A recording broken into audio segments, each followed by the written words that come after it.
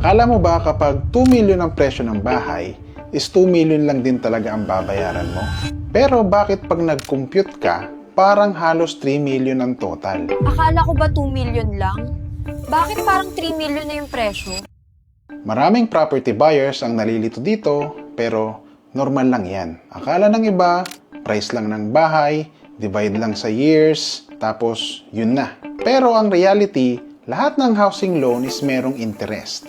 Whether sa bank, Pag-ibig, or in-house financing man yan. Example, 2 million ang housing loan mo for 30 years looks like 5,555 pesos per month. Pero dahil may interest, ang binabayaran mo is not just the house, kundi pati yung time na hiniram mo yung pera. So, syempre, nag-loan ka, humiram ka ng pera, meron itong kaakibat na interest. Kaya pag tinotal mo lahat ng monthly payments, doon mo makikita kung bakit umaabot ng halos 3 million pesos ang binayad mo. Ang mahalagang lesson dito is hindi naman masama ang interest. Ang masama is hindi mo ito naiintindihan. Kapag malinaw na sa'yo kung paano talaga gumagana ang interest, mas magiging realistic ang expectation mo bilang buyer. Mas napaghahandaan mo ang monthly at ang total commitment long term.